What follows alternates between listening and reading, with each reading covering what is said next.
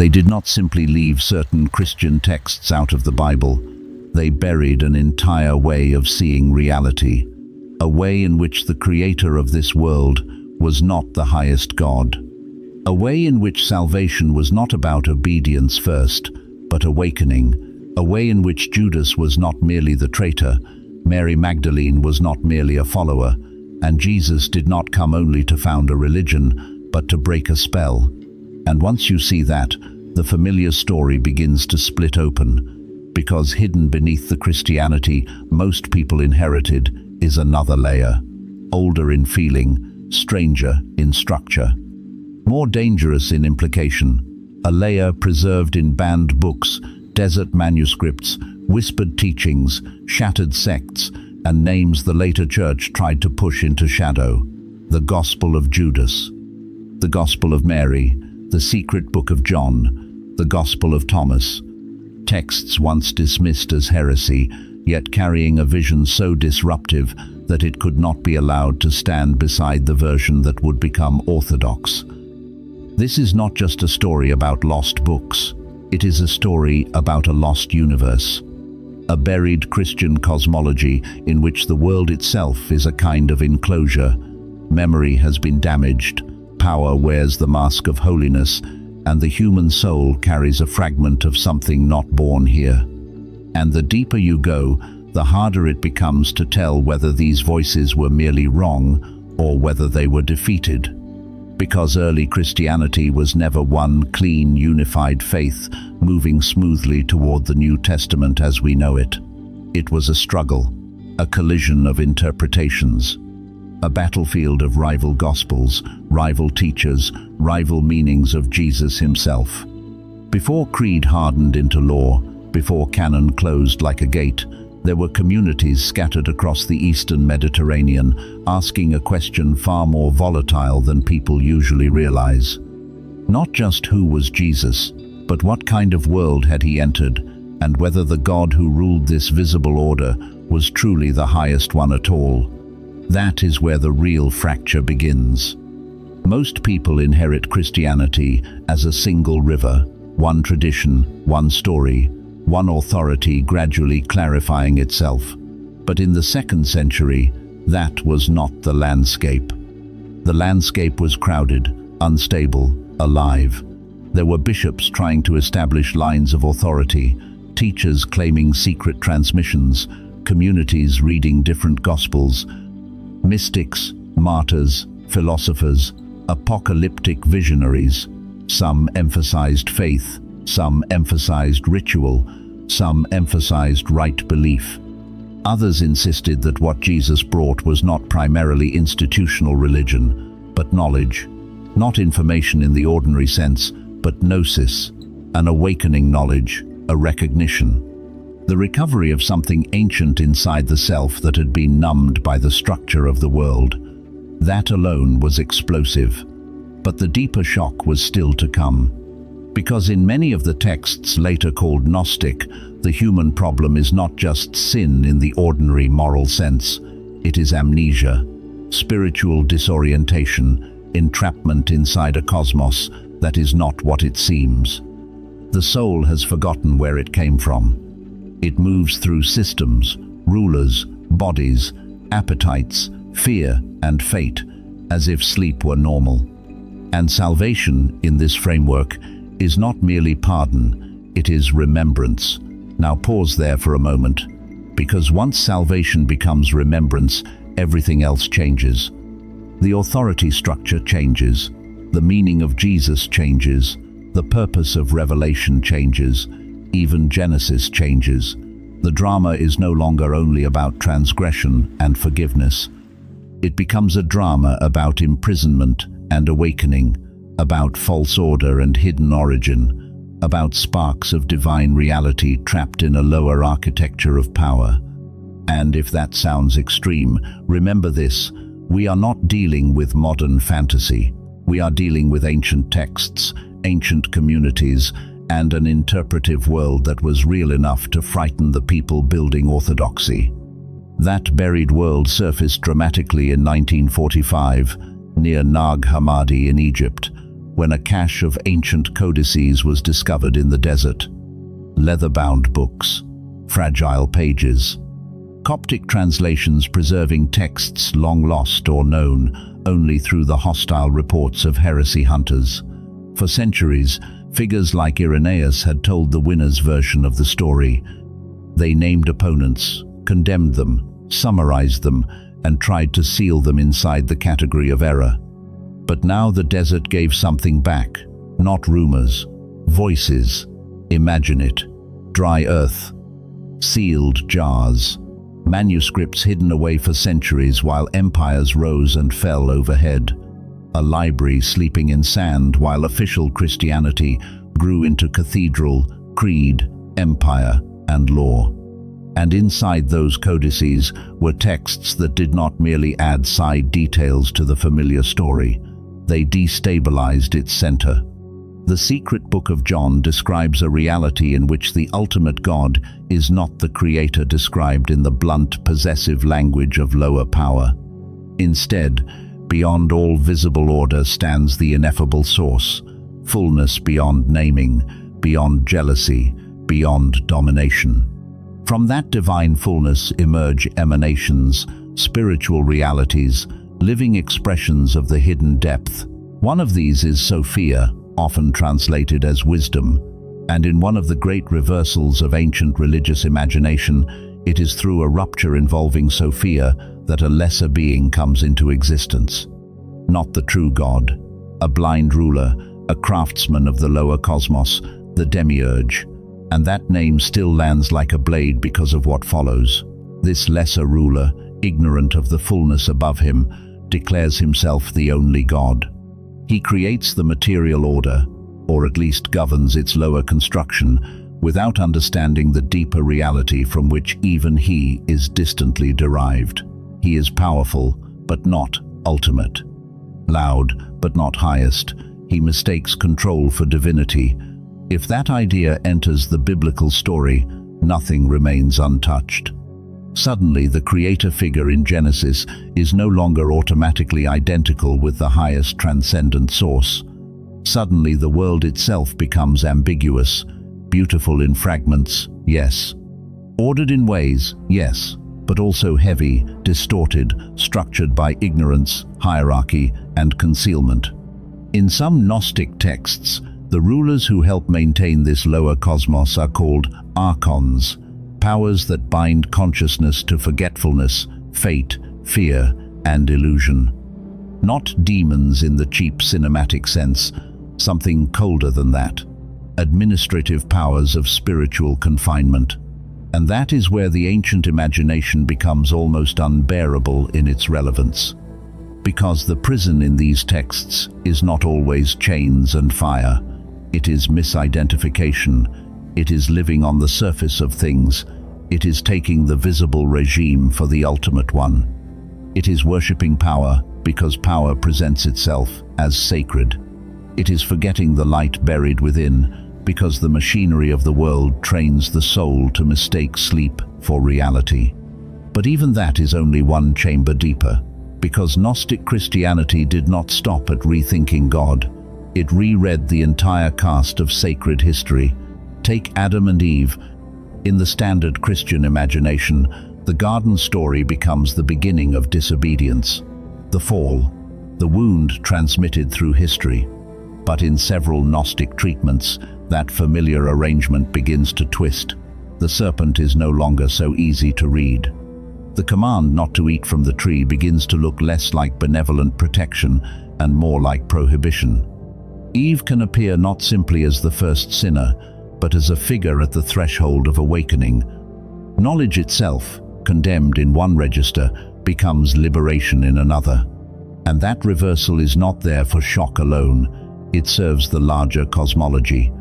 If the lower ruler wants obedient ignorance, then awakening would appear as rebellion. If confinement depends on not knowing, then revelation will always look dangerous to the order that benefits from blindness.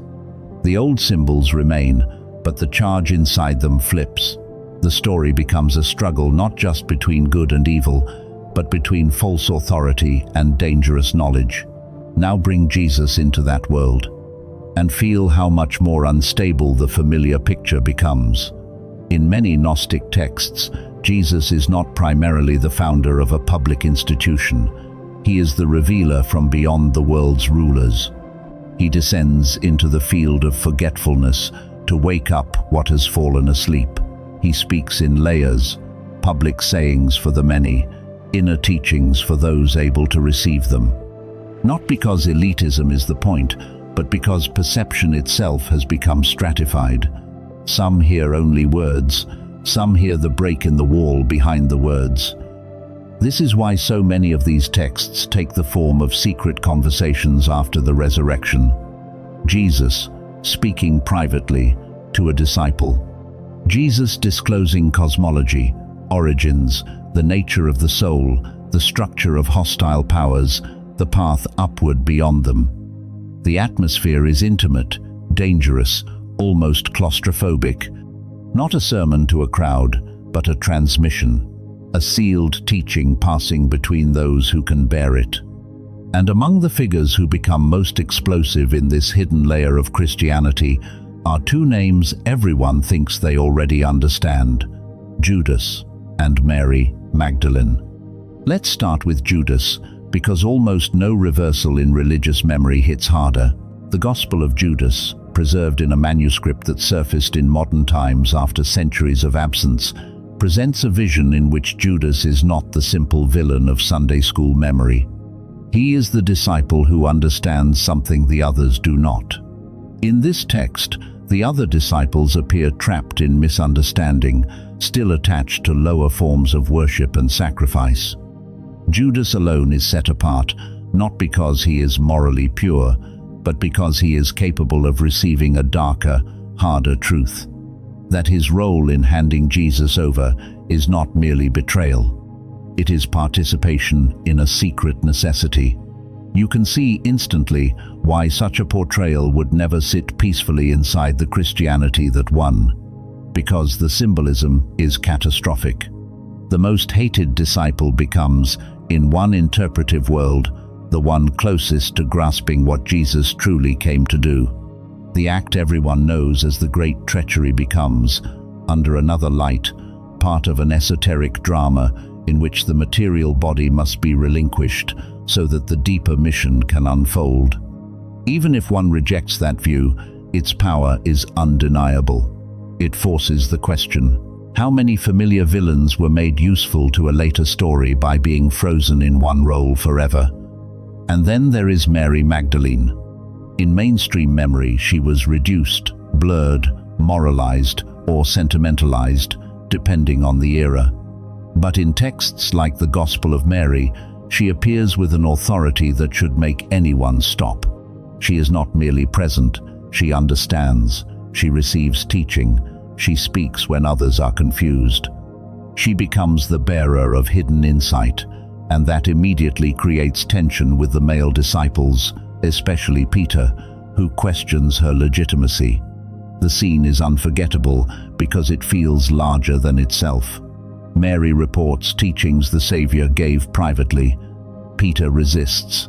Levi defends her. Beneath the exchange, you can almost hear an argument that stretched across generations of Christian formation. Who has the right to speak for Jesus? Public office or inner vision? Institutional rank or revealed understanding? Male hierarchy or a more volatile spiritual authority? Mary Magdalene, in this submerged layer of tradition, is not a decorative figure. She is a fault line. And once that fault line appears, you begin to see the larger pattern. Familiar figures turned inside out, fixed roles destabilized. Those near the center of official memory, recast as guardians of something later Christianity found difficult, embarrassing, or intolerable. Not because every Gnostic text preserves historical fact in a simple sense. That would be too easy. The real issue is deeper. These texts prove that early Christians were fighting over the meaning of the sacred story itself, over which voices counted, over whether revelation was public and singular or layered and dangerous. But the deeper shock still had another chamber, because this was not only a contest of stories, it was a contest of practice. What did these communities do? How did they live? What kind of spiritual life grew from the belief that the soul carried a hidden origin beyond the world's rulers? The evidence is fragmentary, and later polemic distorts much of it. But from the texts themselves, a picture emerges of communities intensely concerned with ascent, knowledge, purification, symbolic language, visionary insight, and initiation into the deeper map of reality. Baptism appears, but not always as a simple public rite. It can become part of a larger sacramental imagination linked to awakening. Anointing, bridal chamber imagery, sacred speech, visionary instruction, the passage of the soul through hostile powers after death, passwords or recognitions, the stripping away of false garments, the recovery of the inner name. Everything feels charged with the sense that human beings are moving through a world that does not tell the truth about them. Religion, in that atmosphere, is not only worship, it is counter-memory. It is the recovery of forgotten origin against the pressure of a system built to erase it. That is why the language of light in these texts feels so urgent, not decorative light, not soft metaphor. Light as homeland, light as identity, light as the trace of a reality that precedes the body, precedes the rulers, precedes the architecture of ordinary life. The divine spark is not there to flatter the ego. It is there to accuse the world, to suggest that something in the human being does not belong entirely to the order that claims ownership over it.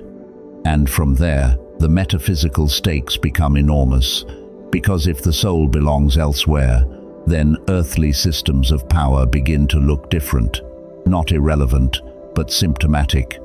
Political domination, religious domination, cosmic domination, not identical, but rhyming. The same pattern can repeat on different levels: authority claiming absoluteness, hierarchy demanding submission, memory being narrowed, access being controlled. This is where Gnostic thought becomes difficult to neutralize. Not because it gives us a simple conspiracy theory. It does not. It is subtler and more dangerous than that. It proposes that the deepest captivity may operate through ordinary reality itself, through the habits of thought that make domination feel natural, through sacred language used without awakening, through ritual without transformation, through religion that teaches dependence while muting recognition. And that is precisely why the conflict with emerging orthodoxy became so fierce. By the 2nd and 3rd centuries, leaders like Irenaeus, Tertullian, Hippolytus, and others were trying to define Christian boundaries: which texts were trustworthy, which teachings were apostolic, which interpretations preserved truth, which groups had to be named, argued against, and expelled. This was not mere theology in the abstract, it was institution building, memory formation. The creation of a stable Christian identity capable of surviving internal fragmentation and external pressure. In one sense, that effort is understandable. A religion without boundaries dissolves. A movement without continuity splinters. Communities need shared texts, shared rituals, shared authority. But that is only half the truth. The other half is harder to look at. Because every canon is also an exclusion. Every orthodoxy is the memory of a victory. And every victory leaves behind voices recast as deviations, sometimes because they were false, but sometimes because they were impossible to domesticate. The Gnostic texts were not excluded merely for being odd. They threatened the theological spine of the emerging church. If the Creator is not the highest God, the whole reading of Scripture changes. If salvation is awakening to hidden origin, ecclesial control weakens. If inner revelation can outrun public office, hierarchy destabilizes. If familiar biblical figures can be reread against the grain, inherited moral architecture trembles. If Jesus transmitted secret teachings that undercut literalist faith, then the authority of institutional guardians becomes far less secure. That kind of Christianity could not easily become imperial, and that matters. Because once Christianity moved from persecuted movement to imperial religion, the stakes of definition intensified beyond theology. Doctrine was now tied to order, identity, governance, civilization itself. Unity was no longer only spiritual, it became political. A religion-serving empire could not remain endlessly plural at its center. It had to close doors. It had to decide whose memory would be carried forward and whose would be sealed away as poison. Yet none of this explains why the lost texts still feel so electric. After all, many ancient movements were defeated. Many books vanished, many interpretations died. Why do these particular voices still feel like they are speaking from behind a wall? Because they do something the safer versions of religion often avoid. They touch the nerve between spirituality and estrangement. They look at human life and refuse to call the surface normal. They refuse to flatter the visible order. They take the ache people feel in the world, the sense of exile, misfit, distortion, and they give it mythic form. They say, perhaps the fracture you feel is not just psychological. Perhaps there is a deeper dislocation. Perhaps something in you remembers more than you can consciously retrieve. That is why these texts continue to haunt modern readers, even those who do not believe them literally. The image remains: a false ruler claiming ultimacy, archons managing a lower order, a soul carrying light from beyond, Jesus not simply demanding worship, but calling the sleeper to wake, Mary as keeper of inner teaching, Judas as the unbearable reversal, scriptures buried in jars while official memory hardens above them, a Christianity beneath Christianity. And once that image lodges in the mind, it is hard to remove, because it raises questions that do not stay in antiquity. What if the deepest spiritual problem is not merely guilt, but forgetting? What if much of religious history is not only revelation unfolding, but conflict over who gets to interpret the encounter with the divine? What if the so-called heretic is sometimes the one preserving a possibility the dominant structure cannot absorb? What if salvation has something to do with remembering what power taught the soul to ignore? You do not need to accept the entire Gnostic universe to feel the force of those questions. You only need to recognize what was once at stake. An alternative Christian imagination really existed. Not a modern invention, not internet mythology, a network of texts, teachers, symbols, communities and practices that read the biblical story through a radically different lens. A lens in which the world was wounded at the root, sacred history was encoded, and Jesus came bearing not only forgiveness, but a map out of deception. That buried Christianity did not become the official one, but it was real enough to be fought, real enough to be condemned, real enough to be hidden, and perhaps that is why the desert preserved it. Not to prove that orthodoxy was false, and Gnosticism was true in some simplistic final sense. The past is more difficult than that. The texts are diverse, often contradictory, and shaped by their own symbolic excesses. But they survive as evidence of something few institutions like to admit. The sacred story was once open. Open enough that creator and false creator could be set against each other. Open enough that Eve could become the beginning of awakening. Open enough that Mary could stand nearer to inner knowledge than the men who claimed authority. Open enough that Judas could be recast as the disciple who understood the unbearable cost of the mission. Open enough that salvation itself could be imagined not as mere compliance, but as a violent recovery of lost memory. That is not a footnote. That is a rupture in the foundations. And if you let that rupture widen, the past stops feeling settled. The Bible stops feeling like a single, obvious object descending from heaven intact. Church history stops feeling like the calm transmission of truth and begins to look more like selection, struggle, suppression, consolidation, and survival. Not because everything is false, but because the road to what became normal Christianity passed through conflict so deep that entire worlds had to be pushed into shadow for one version to stand in the light. Some of those worlds deserved to vanish. Perhaps many did. But not all buried things are buried because they are weak. Some are buried because they are too disruptive to leave in view, too difficult, too unstable, too capable of teaching people to look at sacred power and ask who exactly is speaking. And that may be the sharpest edge of all, because the Gnostic challenge was never only, "What do you believe?" It was, "Who taught you to call that voice God?" When that question enters the room, nothing remains entirely safe.